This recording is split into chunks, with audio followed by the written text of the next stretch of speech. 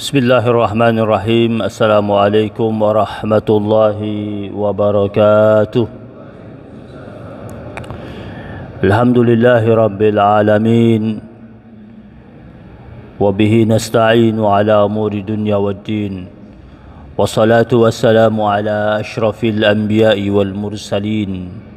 Habibina wa syafi'ina wa maulana Muhammadin wa ala alihi wa ashabihi ajma'in. Allahumma salli ala sayyidina Muhammad al-Fatih lima ughliqa wal khatimi lima sabaq nasiril haqqi bil haqq wal hadi ila siratikal mustaqim wa ala alihi haqqa qadrihi wa miqdarihi al-azim.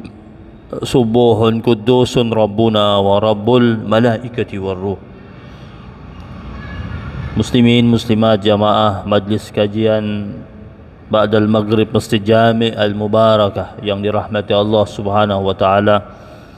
Mengawali majlis kita yang mulia, marilah sama-sama kita persembahkan rasa syukur kita yang tak terhingga kepada Allah Subhanahu wa taala atas limpahan rahmat dan karunia yang terus-menerus Allah turunkan dalam kehidupan kita, sehingga di malam hari ini kita kembali dapat sama-sama hadir dan duduk dan berada di majlis ilmu dengan harapan Allah turunkan rahmatnya buat kita, Allah kabulkan hajatnya untuk kita, Allah sehatkan kita, dan Allah jauhkan kita dari segala macam bentuk bala, wabah, musibah dan ujian. Jemaah yang dimuliakan Allah Subhanahu wa taala, kita akan bahas sedikit mengenai sejarah haji. Yang kita bahas adalah di zaman pra-Islam, zaman sebelum hadirnya Rasulullah sallallahu alaihi wasallam, atau juga di zaman ketika baru-baru saja Rasul mensyiarkan agama Islam. Mekah tentu memiliki daya tarik tersendiri. Di zaman pra-Islam banyak orang berdatangan mengunjungi Jazirah Arab, khususnya mengunjungi kota Mekah. Ada yang datang dari India, dari Persia, ada orang-orang dari agama Sabi'ah, ada dari agama Yahudi, orang Yahudi juga, sebagian Yahudi juga datang. Mereka melaksanakan ritual keagamaan di sekitar Ka'bah, walaupun pada waktu itu ritual yang mereka lakukan sudah melenceng daripada apa yang diajarkan oleh Nabi Allah Ibrahim alaihissalam. Tapi pada waktu itu ibadah haji di zaman itu tidak semata-mata berbentuk ritual agama, tapi juga sebagai penggerak roda ekonomi dan pemersatu. Penduduk Mekah zaman itu pada khususnya tokoh-tokoh Quraisy, mereka menyadari betul tentang kewajiban mereka untuk menyiapkan jamuan bagi tamu-tamu yang datang mengunjungi Ka'bah. Suku Quraisy pada waktu itu bahu-membahu menjamu jamaah haji, menjamu tetamu-tetamu yang datang mengunjungi Baitullah. Bahkan mereka memuliakan tamu-tamu itu. Jadi orang-orang Arab zaman jahiliyah, di tengah-tengah jahiliyahnya mereka itu, mereka masih memiliki beberapa sifat-sifat istimewa. Salah satunya yaitu menyambut dan memuliakan para tetamu-tetamu yang datang mengunjungi Baitullah. Bahkan menurut riwayat, suku Quraisy ini membagi ada sekitar 15 jabatan pada kabilah Quraisy untuk mengurus jamaah haji. Ada 15 jabatan, 15 divisi. Biar yang datang berkunjung itu terlayani dengan baik. Tujuannya apa? Tujuannya untuk menciptakan ketenangan. Yang kedua, tujuannya agar stimulus ekonomi itu bangkit juga di situ. Ya. Kemudian agar dari waktu ke waktu, dari tahun ke tahun, jamaah haji yang datang itu tidak bosan, senang datang berkunjung karena mendapatkan pelayanan dari suku Quraisy. Nah, ibadah haji yang memiliki pengaruh yang begitu besar dalam kehidupan sosial di Jazirah Arab, hingga akhirnya pada musim ini, pada musim haji itu, semua simpul-simpul suku bangsa berkumpul tanpa ada pertikaian, tanpa ada pertumpahan darah. Pergerakan ekonomi di waktu itu naik dengan pesat, ya. Dan kegiatan haji di zaman itu mengurangi fanatisme kesukuan.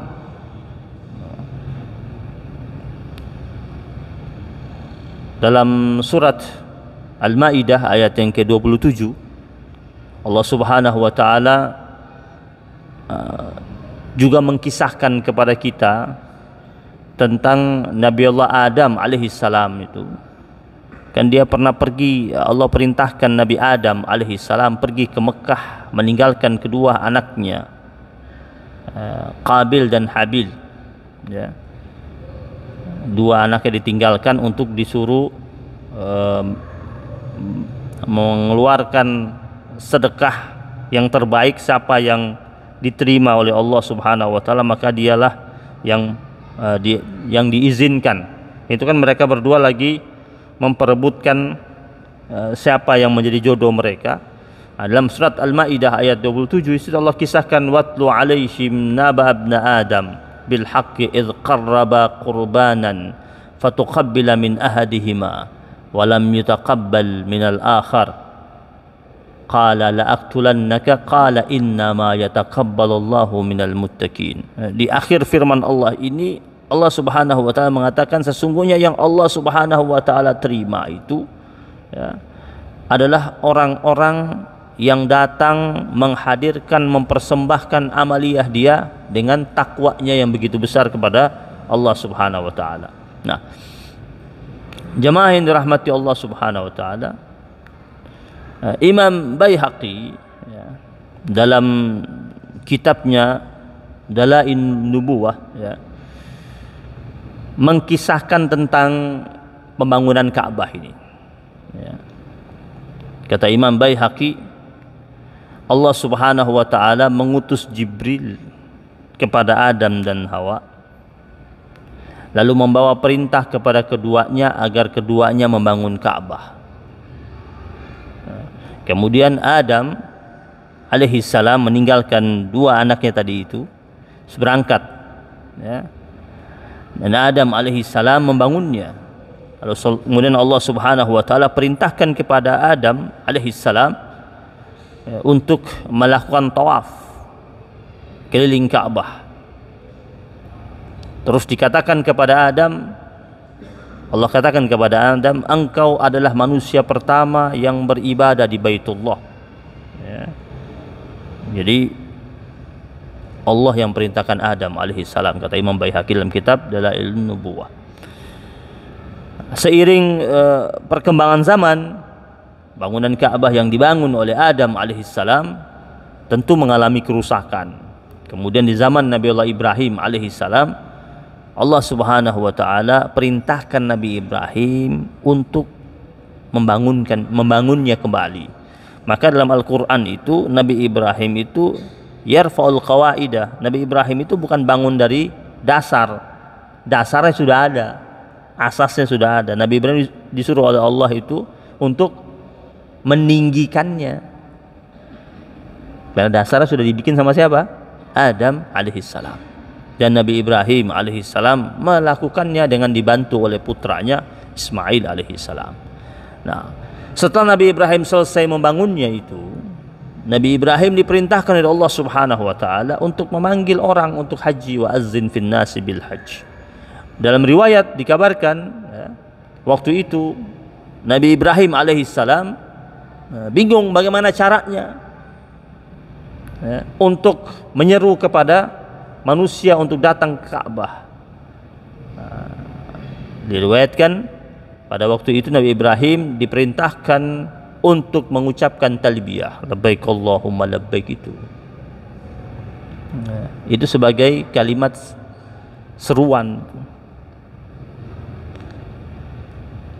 dan menjadi kalimat yang dipakai sama jamaah haji sebagai bentuk jawaban atas seruan yang telah Allah serukan kepada mereka itu.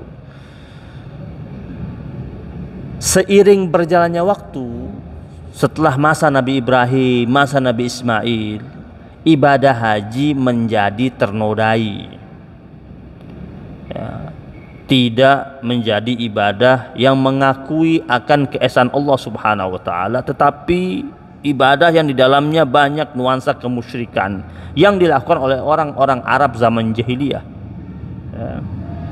Kaum-kaum Arab zaman jahiliyah pada waktu itu mulai mengkultuskan Ka'bah dalam setiap ibadah. Jadi ibadah haji tiap tahun tetap ada itu, bukan nggak ada, tetap ada. Jadi dari zaman Nabi lahir, Nabi kecil, Nabi lihat itu. Hanya prakteknya sudah salah. Nah, setelah Rasulullah Sallallahu Alaihi Wasallam diutus oleh Allah Subhanahu Wa Taala sebagai Rasulnya, ya, kemudian ibadah haji disyariatkan menjadi kewajiban umat Islam sebagai rukun Islam, maka Nabi dari situ mulai menegaskan untuk menghilangkan ritual-ritual haji yang bernuansa kemusyrikan. Jadi sebelum datang Islam, praktek tawafnya ada, tetapi formula tawafnya sudah syarat dengan nilai kemusyrikan. Apalagi banyak patung-patung yang mereka letakkan di sekitar Ka'bah tersebut dan jumlahnya banyak. Nah, Rasulullah Sallallahu Alaihi Wasallam ya, setelah diangkat menjadi Rasul, itu menggunakan musim haji itu sebagai media dakwah beliau. Karena Nabi berdakwah di kota Mekah itu 13 tahun. Itu pengikut dari Mekah itu tidak banyak. Orang-orang Mekah yang beriman, orang-orang kafir Quraisy yang beriman tuh bertambahnya itu tidak signifikan. Nabi berpikir keras bagaimana caranya biar bertambahnya itu banyak. Dan Nabi menggunakan momentum musim haji ya. Kenapa? Karena pada musim haji itu banyak sekali terjadi keramaian, pasar-pasar ramai, dan Nabi merasa ini momentum penting untuk mensyiarkan Islam. Nabi menjumpai ya, para pemuka-pemuka atau tokoh-tokoh yang datang pada waktu itu mengunjungi Ka'bah. Nabi melakukan pendekatan kepada mereka. Bahkan Rasulullah Sallallahu Alaihi Wasallam menawarkan kepada para kepala suku ya, agar mau mendengarkan ucapan-ucapan beliau, minta waktu Nabi sama mereka ya. Ya. Tapi tanpa memaksa ya. Nabi minta waktu agar mau mendengarkan apa yang disampaikan oleh Rasulullah Sallallahu Alaihi Wasallam. Bahkan salah satu ucapan Nabi pada waktu itu, adakah orang yang, kata Nabi, adakah orang di antara kalian yang bisa membawa aku pada kaumnya? Karena kaum Quraisy, kata Nabi, kaum Quraisy melarang aku untuk menyampaikan perkataan Rabbku, perkataan Allah Subhanahu wa taala. Kemudian kabilah-kabilah yang datang dari luar itu, mereka mendatangi Rasulullah Sallallahu Alaihi Wasallam. Nah, di antara mereka tidak semua menerima dakwah Nabi. Ya. Tapi di antara yang mendatangi dakwah Nabi pada musim haji itu, ya, yang paling besar sambutannya, yang paling serius dalam menyambut dakwah Nabi itu adalah orang-orang yang datang dari Madinah, dari Yathrib pada waktu itu. Jadi kisah hijrah Nabi ini, Nabi Muhammad SAW itu tidak sekonyong-konyong ya. Jadi Nabi itu hijrah ke Madinah itu ada kisah sebelumnya. Jadi ada kisah pengikatnya. Kenapa Nabi bisa hijrahnya ke sana?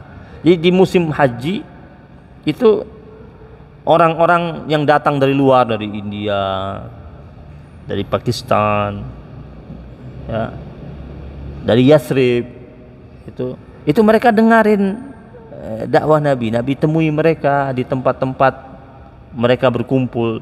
Nabi mulai mendakwahi mereka. Jadi Nabi sudah mulai menyebarkan, mensyiarkan Islam kepada di luar orang-orang Quraisy, ya. Sehingga pada tahun ke-11 kenabian, jadi setelah 11 tahun Rasul berdakwah di kota Mekah, ya, Rasul sallallahu alaihi wasallam menawarkan dirinya kepada sekelompok orang yang dari kaum Khazraj. Jadi ada kaum dari Khazraj, ya, suku Khazraj, ya, dari Yathrib, ketemu Nabi di wilayah Aqabah. Wilayah Aqabah itu bukit di sekitar Mina. Jumpa dengan Rasulullah sallallahu alaihi wasallam, kemudian mereka duduk bersama Nabi. Duduk bersama Rasulullah sallallahu alaihi wasallam, lalu Rasul mulai mendakwahkan kepada mereka, menjelaskan tentang Islam. Bahkan Nabi membacakan firman Allah Subhanahu wa taala, dan lambat laun mereka mulai dengan mudah menerima dakwahnya Rasulullah sallallahu alaihi wasallam. Ada penyebabnya ini. Kenapa mereka ini yang suku Aus, suku Khazraj ini, ya, kenapa mereka mudah menerima dakwah Nabi? Ternyata ada faktornya. Faktor utama kata para ulama, mereka menerima dakwah Rasulullah sallallahu alaihi wasallam karena mereka itu di Yathrib tinggalnya bersama orang-orang Yahudi. Nah, sebagaimana diketahui, orang-orang Yahudi itu adalah orang-orang ahli kitab, dan orang-orang Yahudi memiliki ilmu. Jadi zaman itu yang memiliki kecerdasan itu orang Yahudi, bahkan sampai sekarang kan. Jadi orang-orang Yahudi itu mereka kebanyakan ahli kitab dan mereka memiliki pengetahuan. Nah, orang-orang Yahudi yang tinggal di Yathrib pada waktu itu, yang kebanyakan itu ahli kitab dan memiliki pengetahuan, jika mereka bertikai, orang-orang Yahudi itu bertikai dengan suku Khazraj, dengan suku Aus, dua suku besar yang ada di Yathrib, orang-orang Yahudi itu kan jumlah mereka nggak banyak, ya. Jadi kalau dihitung secara jumlah orang-orang dari Aus dan Khazraj jauh lebih besar. Jadi kalau bertikai pasti kalah. Nah, orang-orang Yahudi itu sering bilang begini kalau mereka sedang bertikai sama orang-orang Khazraj. Mereka katakan, sesungguhnya nanti akan datang seorang nabi yang akan diutus pada waktunya. Dia adalah nabi pamungkas dan sudah dekat. Nanti kalau dia datang, kami ini orang-orang Yahudi akan berada di belakang dia, dan kami akan bersama dia memerangi kalian. Jadi mereka sering ucapkan kalimat itu. Orang-orang Yahudinya ngucapinnya itu. Nah, waktu orang-orang Khazraj ini datang ke Mekah di tahun ke-11 kenabian itu, kemudian di antara mereka dengar yang disampaikan oleh Rasul, mereka perhatikan dengan seksama. Kemudian ada di antara mereka bilang, ingat enggak?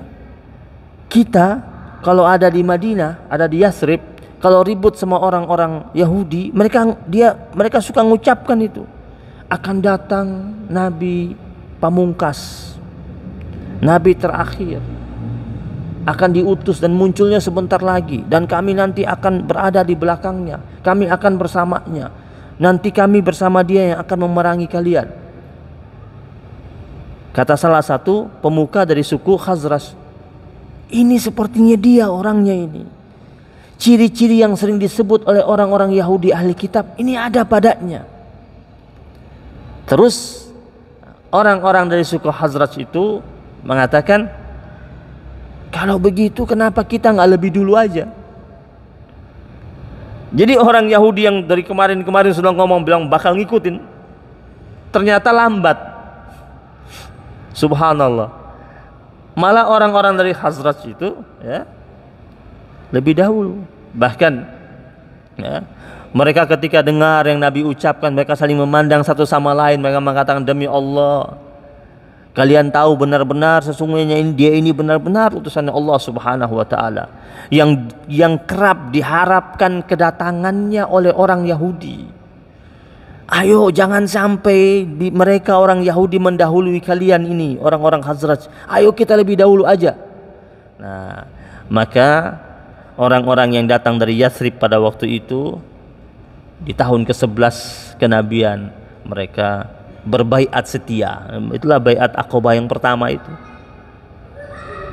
Jumlahnya belasan orang, ada yang mengatakan 11 orang, ada yang mengatakan 12 orang yang datang pada waktu itu.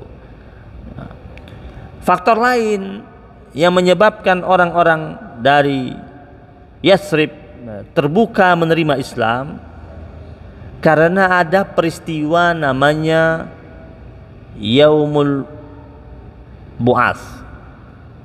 Ya. Yaumul Bu'ats itu ada diriwayatkan oleh Imam Bukhari dari Aisyah radhiyallahu taala anha, di mana Rasul sallallahu alaihi wasallam bersabda, kana yaumu bu'ats yauman qadamahallahu li rasulihi sallallahu alaihi wasallam. Yaum Bu'ats itu adalah hari yang Allah Subhanahu wa taala sediakan untuk Rasul sallallahu alaihi wasallam. Apa tuh hari Bu'ats? Yaitu hari pertempuran besar antara dua kabilah besar, Aus dan Khazraj. Jadi sebenarnya suku Aus dan Khazraj ini sebelum disentuh oleh Islam, ini hobinya perang. Sesama mereka, perang antara kabilah itu berlangsung puluhan tahun. Nah, tragedi perang yang paling dahsyat yang tak pernah mereka lupakan yaitu ketika Yaumul Bu'ats ini. Pertempuran di salah satu tempat namanya Bu'ats. Nah, pada waktu itu kata Rasul, waqad iftaraka mala'uhum wa qutilat sarawatuhum wa jurrihu. Ya, pada waktu perang Bu'ats ini tokoh-tokoh mereka itu terbunuh, tokoh-tokoh utamanya terbunuh, ya. Pemuka-pemuka mereka terbunuh, ya. Kemudian mereka saling terpecah belah satu sama lain, ya. Banyak yang terbunuh, banyak yang terluka. Kata Rasul sallallahu alaihi wasallam, faqaddamahu Allahu li rasulihi sallallahu alaihi wasallam fi dukhulihim fil Islam. Maka Allah azza wa jal mempersiapkan peristiwa itu untuk Rasulnya sallallahu alaihi wasallam supaya mereka bisa masuk Islam. Menurut Ibnu Hajar rahimahullah, Bu'ats itu satu tempat, ada yang mengatakan benteng, ada yang mengatakan kebun, ada yang mengatakan suatu area yang luas, ya, di mana di situ ada kabilah, ya, yang jaraknya sekitar 2 mil dari kota Madinah. Ya. Di tempat inilah suku Aus dan Khazraj itu saling bertempur. Dan sebenarnya wilayah Bu'ats itu wilayah yang ditinggali oleh salah satu kabilah Yahudi dari Bani Quraizah sebenarnya, tetapi menjadi tempat arena pertempuran antara suku Aus dan Khazraj, ya. Pertempuran ini terjadi, Yaumul Bu'ats itu terjadi 5 tahun sebelum Nabi hijrah ke Madinah, berarti sekitar tahun ke-8 kenabian. Maka setelah selesai pertempuran itu, jadi ketika tahun ke-11 kenabian itu, orang-orang dari Khazraj itu datang jumpa sama Nabi, itu mereka sudah banyak kehilangan tokoh-tokoh tokoh-tokoh utama, tokoh-tokoh penting.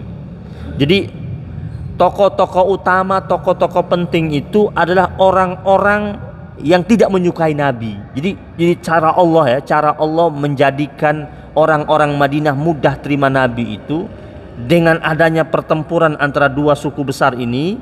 Kemudian tokoh-tokoh pentingnya yang sangat berpengaruh mati semua. Mati, saling membunuh di antara mereka. Sehingga yang berikutnya itu, yang hadir berikutnya itu adalah orang-orang yang mudah menerima dakwahnya Rasulullah SAW. Jadi ada berkah yang didapati oleh Rasul dengan peristiwa Yaumul Bu'ats itu. Nah, jamaah yang dirahmati Allah Subhanahu Wa Taala. Nah, di tahun ke-12 kenabian, ya, 12 orang yang sudah memeluk agama Islam itu dari orang-orang Yathrib itu yang sudah datang ketemu Nabi di tahun 11 kenabian itu, mereka datang lagi, ya, menjumpai Rasul di Mekah lagi, di musim haji lagi. Ya. Ya. Mereka berjumpa dengan Rasulullah SAW, dan ini riwayatnya kuat. Yang meriwayatkanlah Imam Bukhari, Imam Muslim, An-Nasai, Imam Ahmad, Ibnu Ishaq, Ibnu Sa'ad. Ya. Mereka meriwayatkan dari hadis Ubadah bin Samit. Ya. Ubadah bin Samit ini orang Ansar. Dan di kemudian hari jadi sahabat besar ini, Ubadah bin Samit. Ahli sahabat Nabi yang memiliki kepiawaian dalam diplomasi, Ubadah bin Samit. Nah, Ubadah bin Samit ini, ya, beliau meriwayatkan, kata beliau, ya, dia karena dia termasuk salah satu pelaku sejarah, termasuk orang yang berangkat haji pada waktu itu. Dia mengatakan, kami jumpa lagi Nabi di tahun ke-12. Disitulah kami berbaiat bersama Nabi. Jadi tahun ke-11 itu ketemu Nabi, mendengarkan dakwah Nabi, mereka tertarik, mereka Islam, masuk Islam. Tahun ke-12 kenabian datang lagi ketemu Nabi, baiat. Baiat setia. Dan Ubadah bin Samit mengkisahkan bagaimana Nabi panggil mereka dan membaiat mereka. Di sini kata beliau, Nabi mengatakan kepada mereka, ya, kata Ubadah bin Samit, sesungguhnya Rasulullah SAW berkata kepada mereka yang hadir, ta'alau bayi'uni. Ini ucapan Rasul, ya, kemarilah kalian, hendaklah kalian berbaiat padaku. Apa saja itu? Ala alla tusriku billahi syai'a. Ya, Nabi baiat mereka semuanya. Yang pertama, untuk tidak menyekutukan Allah dengan sesuatu apapun. Kedua, wala tusriku, janganlah kalian mencuri. Wala taznu, dan janganlah kalian berzina. Wala taqtulu auladakum, dan janganlah kalian membunuh anak-anak kalian, karena orang-orang kafir Quraisy suka bunuh anak perempuannya, ya. Wala ta'tu bi buhtanin, dan janganlah kalian, ya, melakukan dusta, ya, atau tidak akan berbuat dusta yang diada-adakan. Wala ta'tu bi buhtanin taftarunahu baina aidikum. Jadi janganlah kalian menciptakan kondisi dusta dengan tangan kalian, wa arjulikum, atau dengan kaki kalian. Wala tu'suni fi ma'rufin, dan janganlah kalian bermaksiat kepadaku dalam perkara yang ma'ruf. Faman wafa minkum fa ajruhu 'ala Allah. Barang siapa di antara kalian yang menepati janji. Ini kan baiat berarti berjanji, setia, dan mengikuti semua apa yang tercantum dalam baiat tersebut. Barang siapa di antara kalian yang menepati baiat ini, janji ini, fa ajruhu 'ala Allah, maka ia akan mendapatkan pahala dari Allah. Wa man asaba min dzalika syai'an, dan barang siapa di antara kalian ya yang melanggar salah satu daripada poin baiat tersebut, fa'uqiba bihi fid dunya, lalu dia dihukum di dunia. Karena ada orang melanggar dan ketahuan dia melanggar, dia harus dihukum karena sudah berbaiat sama Islam kan. Jadi ada peraturan Islam, hukum Islam yang harus dia taati. Kalau ada yang melanggar, kata Nabi, dan ketahuan, dia akan mendapatkan hukuman di dunia. Kenapa? Dengan pelanggaran yang telah dia langgar tersebut. Fahuwa lahu kafarah. Kalau dia sudah mendapatkan hukuman di dunia, sudah jadi kafarah buat dia sebagai penggugur terhadap dosanya. Wa man asaba min dzalika syai'an fasatarahullah. Adapun ada yang melanggar salah satu dari perjanjian tersebut, tetapi Allah tutup aibnya. Kan ada juga orang yang langgar tapi tidak terbuka aibnya, sehingga dia tidak mendapatkan hukuman. Dia tidak menjalani hukuman itu karena Allah tutup itu. Apa kata Nabi? Fa amruhu ilallah, maka urusannya hanya dia dengan Allah subhanahu wa ta'ala. Insya'a aqabahu, jika Allah menghendaki, Allah bisa saja hukum dia. Wa insya'a afa anhu, dan jika Allah menghendaki pula bisa saja Allah maafkan dia. Makanya kalau kita ada orang berbuat salah, kita tahu ya, itu biarin aja, itu urusan dia sama Allah. Ngapain bukan aibnya dia? Kenapa? Itu urusan dia sama Allah. Mungkin saja memang Allah yang tutup aibnya dia ya. Dan nanti mengenai hukumannya ini Nabi bilang insya'a aqabahu. Kalau Allah suka, Allah kehendaki, Allah hukum dengan caranya Allah. Wa insya'a afa anhu, jika Allah suka juga, Allah akan maafin. Terus kita ini kadang-kadang ada urusan apa kita ya, untuk ngorek-ngorek aibnya orang. Nabi aja bilang begini ya. Jadi kalau ada melakukan pelanggaran dan ketahuan, kemudian dia dihukum dengan pelanggaran yang dia lakukan, itu kafarah buat dia, sudah kafarah sebagai penggugur dosa. Tetapi kan banyak juga ada orang buat kesalahan, fasatarahullah, Allah tutup. Karena mungkin kan ini kan karena baiknya Allah kan. Bukan mungkin karena baiknya, memang benar-benar karena baiknya Allah, dan Allah kan lebih banyak baiknya dan selalu baik Allah. Karena baiknya Allah subhanahu wa ta'ala, Allah tutup aib tersebut. Bisa jadi karena Allah menginginkan dia punya kesempatan untuk taubat, untuk minta ampun.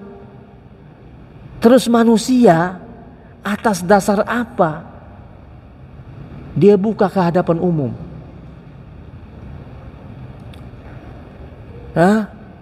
Macam dia bersih itu.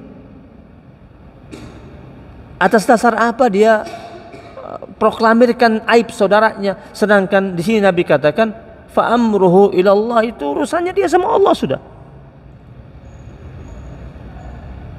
Insya'a aqabahu, jika Allah kehendaki. Mungkin ada masanya nanti, mungkin suatu saat Allah akan hukum dia, mungkin dengan Allah timpakan dia dengan musibah, ada ujian, cobaan sebagai pelebur dosanya. Atau bisa jadi Allah nggak hukum dia sama sekali. Wa insya'a afa anhu, kata Nabi. Jika Allah kehendaki, Allah tutup, Allah maafin dia. Ini karena baiknya Allah subhanahu wa ta'ala.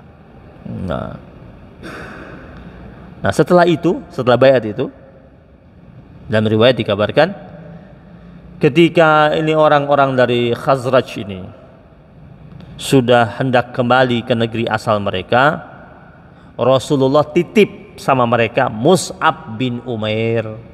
Nabi titip tuh Mus'ab sama mereka.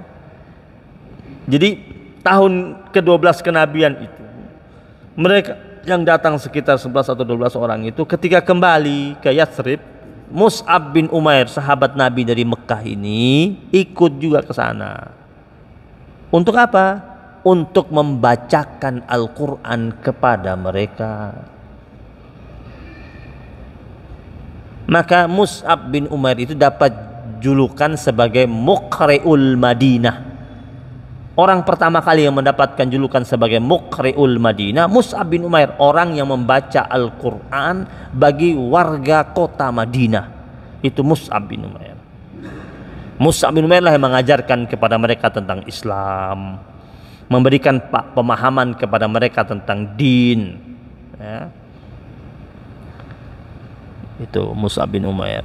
Orangnya tampan, menarik, disenangi sama orang-orang Madinah karena tutur katanya lembut, berdakwah dengan halus dan santun, ya. Nah, Mus'ab bin Umair di kemudian hari, ya, dibantu dengan As'ad bin Zurarah radhiyallahu taala anhu. Berdua nih dengan As'ad bin Zurarah kemudian berhasil dengan gemilang mengislamkan orang-orang yang berada di Yathrib, di Madinah pada waktu itu, ya. Di antaranya ada Usaid bin Al-Hudair, ada Sa'ad bin Mu'az. Usaid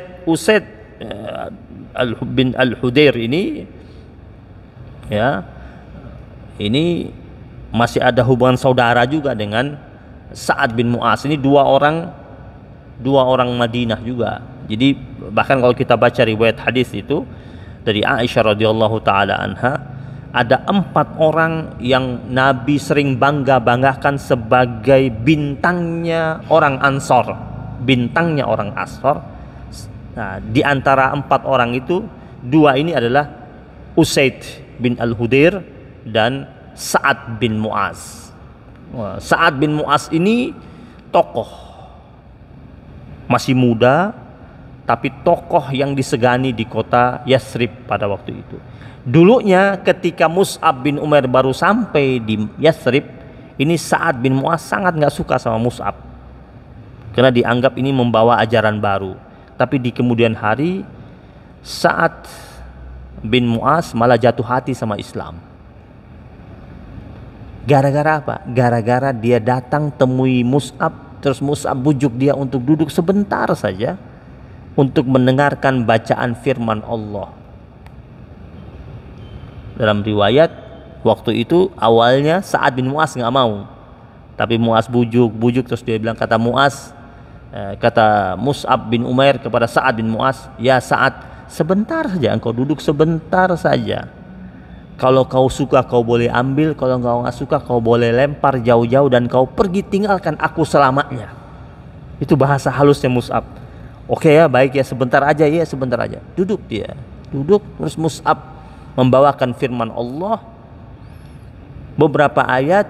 Kemudian tiba-tiba Sa'ad bin Mu'az berkata kepada Mus'ab bin Umair, ya Mus'ab, di agama kalian kalau orang mau memeluk agama kalian apa yang dilakukan?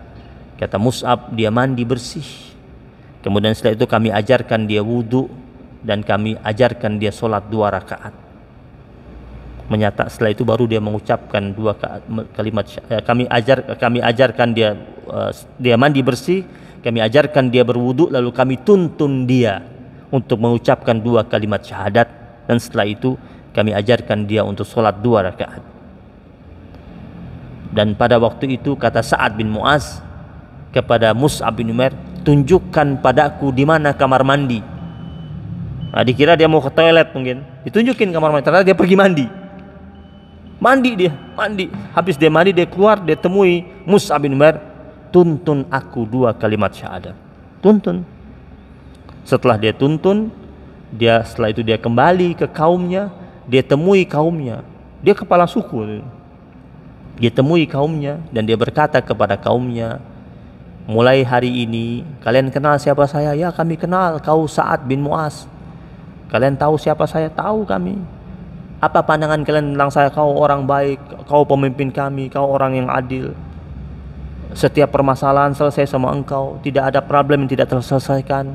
Segala macam bentuk urusan kami serahkan kepada engkau, wahai Sa'ad. Mereka, jadi sukunya, warganya itu membanggakannya. Terus kata Sa'ad bin Mu'az, mulai hari ini tidak boleh ada di antara kalian ngobrol dengan saya, bicara-bicara, bincang-bincang dengan saya, kecuali sudah mengucapkan 2 kalimat syahadat. Semuanya kaget. Terus ada di antara mereka yang angkat tangan mau tanya, ini ada masalah apa nih tiba-tiba begini. Terus ada yang angkat tangan, mau instruksi lah. Apa kata Sa'ad bin Mu'adz? Kau kenapa kau angkat tangan? Mau ngomong? Kan saya sudah bilang, tidak boleh ada yang ngomong sama saya. Nggak boleh ada yang ngomong, nggak boleh ngomong, nggak boleh datang, nggak boleh cari solusi sama saya, nggak boleh diskusi sama saya. Pokoknya tidak boleh ada yang datang ketemu saya. Sedangkan mereka butuh dia. Pokoknya nggak boleh ada yang ngomong. Mau tanya pun nggak boleh. Kenapa? Kenapa masuk Islam? Nggak boleh tanya. Pokoknya syahadat dulu katanya. Menurut riwayat tidak sampai malam hari, tidak sampai maghrib. Satu kampung semuanya syahadat masuk Islam. Itu karena Sa'ad bin Mu'adz, ya. Jamaah yang dirahmati Allah Subhanahu wa taala. Udah habis waktunya. Insyaallah kita lanjutkan pada pertemuan yang akan datang. Jadi musim haji itu dulu malah dilakukan, dipergunakan oleh Rasulullah Sallallahu Alaihi Wasallam sebagai momentum penting untuk mensyiarkan Islam kepada orang-orang di luar Arab. Kan Nabi mau keluar susah. Nabi itu makanya Nabi hijrah aja kan keluarnya sembunyi-sembunyi juga. Jadi Nabi mau keluar susah. Mereka nih khawatir.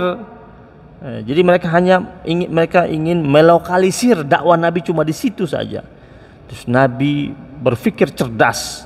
Bagaimana caranya biar dakwahnya itu tersentuh oleh orang luar? Nabi gunakan momentum haji itu dengan menemui jamaah-jamaah haji dari luar di wilayah Aqabah, di wilayah Mina tersebut. Dan akhirnya ternyata perlahan-lahan mulailah menyebar Islam ke beberapa wilayah yang lain atas dakwah Nabi di waktu musim haji tersebut.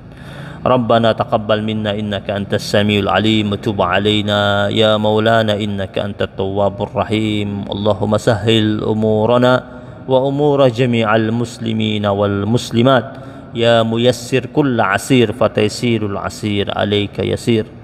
Rabbana atina fid dunya hasanah wa fil akhirati hasanah wa qina adzaban nar. Wa sallallahu ala nabiyyina Muhammadin nabiyil ummi wa ala alihi wa sahbihi wa baraka wa sallam alhamdulillahi rabbil alamin.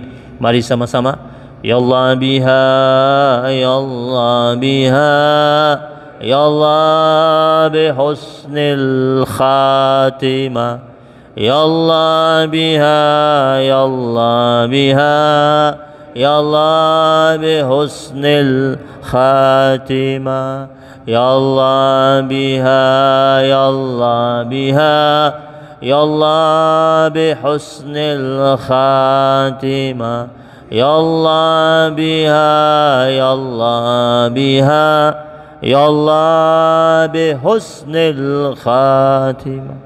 Subhanakallahumma bihamdika asyhadu an la ilaha illa anta astaghfiruka wa atubu ilaik. Wabillahi taufiqul hidayah. Assalamualaikum warahmatullahi wabarakatuh.